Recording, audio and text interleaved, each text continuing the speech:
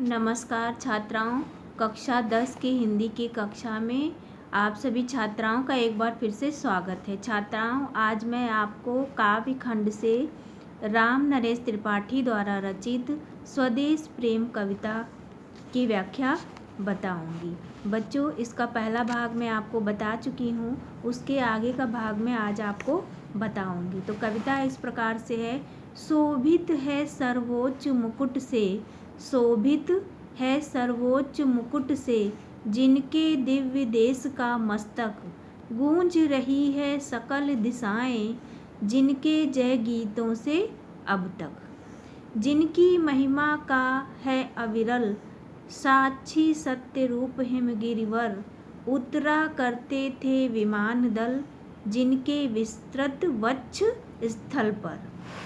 इस कविता में कवि कहता है कि यह भारत हमारे चिर स्मरणीय पूर्वजों का देश है। इसका हिमालय रूपी सर्वोच्च मुकुट से सुशोभित है। हमारे पूर्वज ऐसे थे जिनके विजय के गीतों से आज तक भी संपूर्ण दिशाएं गूंज रही हैं। ये ही तो वे पूर्वज थे जिनकी महिमा की साक्षी आज भी सत्य स्वरूप वाला श्रेष्ठ हिमालय दे रहा है। हिमालय का भी अपना इतिहास है।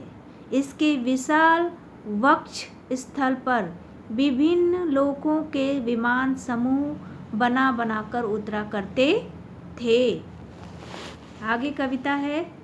सागर निज छाती पर जिनके, अगणित अवर्णों पोत उठाकर, पहुँचाया करता था प्रमुदित भूमंडल के सकल तटों पर, नदियाँ जिसकी यश धारा सी बहती हैं अब भी निशिवासर, ढूंढो उनके चरण चिन्ह भी पाओगे तुम इनके तट पर। इन पंक्तियों में कवि कह रहा है कि हमारे पूर्वज ऐसे थे कि स्वयं समुद्र भी उनकी सेवा में तत्पर था। वह अपनी छाती पर उनके असंख्य जहाज़ों को उठाकर प्रसन्न मन से पृथ्वी के समस्त तटों पर पहुंचाया करता था।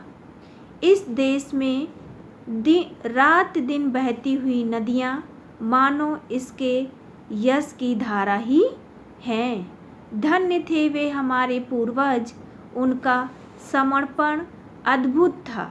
मुझे तो ऐसा लगता है जैसे उनके चरण चिन्ह आज भी नदियों और समुद्रों के तट पर मिल जाएंगे। कोई उन्हें ढूंढे तो सही। धन्यवाद।